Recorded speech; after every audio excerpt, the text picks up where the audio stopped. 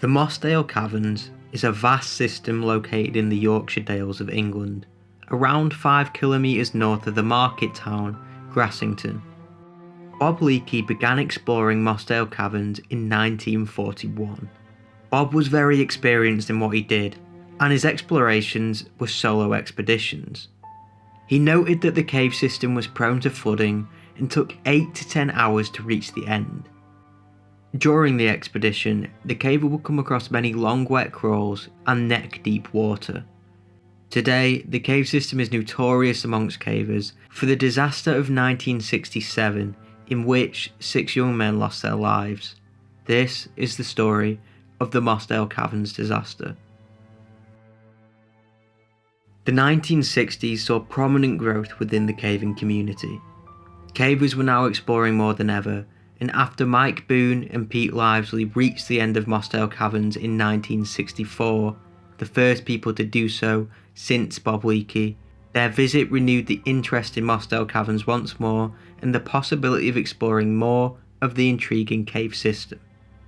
One group of cavers were particularly interested in Mossdale and decided to enter the cave system on Saturday the 24th of June 1967.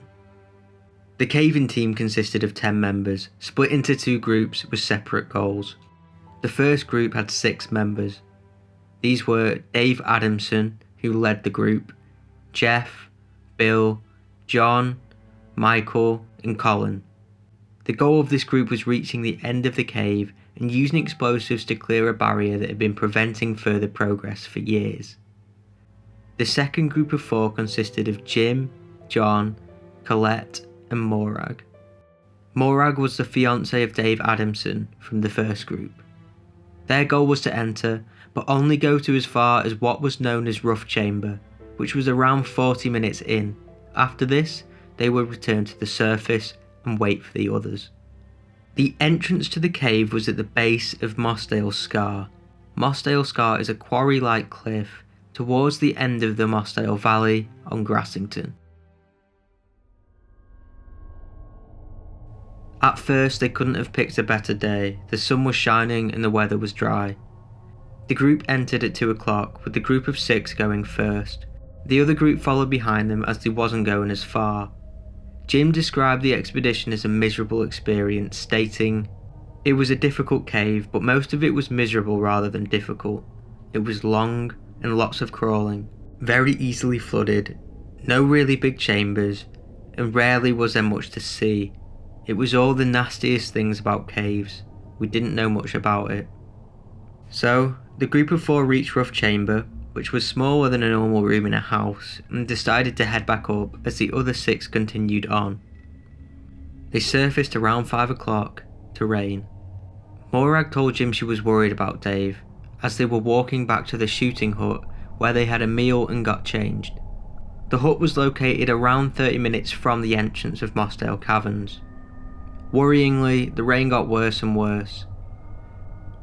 The other 3 then left, but Morag decided to wait for her fiancé at the hut.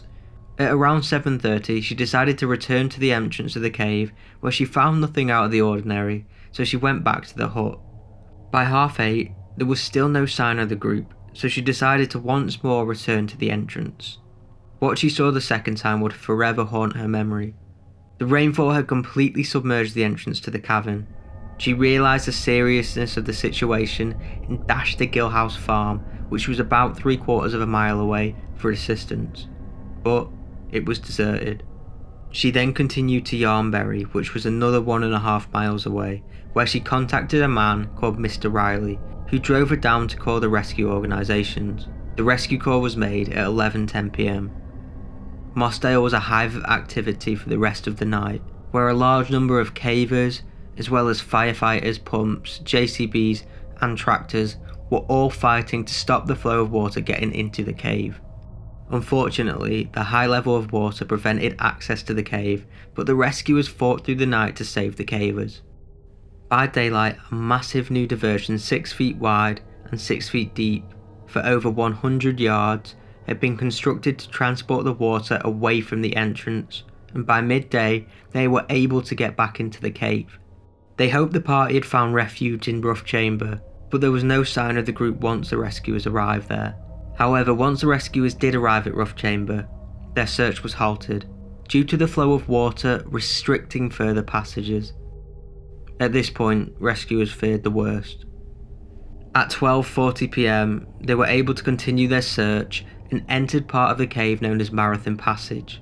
Unfortunately, 5 hours later at 5:40 PM on the 25th of June, the search crew discovered 5 dead in the distant reaches of Far Marathon West Passage.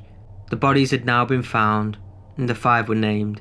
However, they were still missing the body of John Ogden, so there was a slight chance that he could have made it.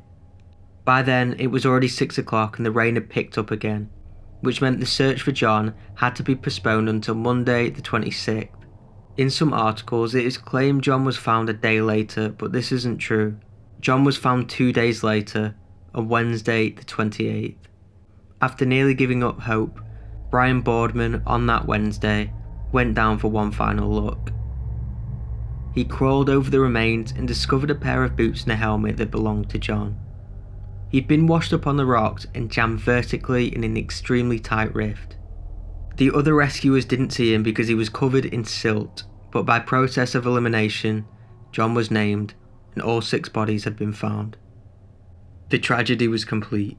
6 of our friends, 6 of the most experienced cavers, had all died together, suddenly and in terrifying circumstances.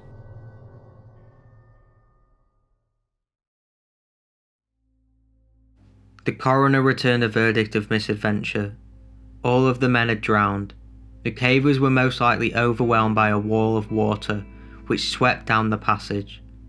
The coroner met with police and rescue leaders later that day and confirmed the earlier conclusion that the bodies could not be carried out safely and the cave should be closed, so the bodies were left in place and the entrance had concrete poured into it to seal it off. A memorial plaque was placed on the entrance. The decision was supported by the majority of people as they didn't want any of the deaths to come from the cavern. However, the story doesn't end there. 3 years later, a small group of Leeds cavers returned to Far Marathon and buried their companions' bodies in the Sanctuary, a blind side channel off the high-level mud cavern's northern arm.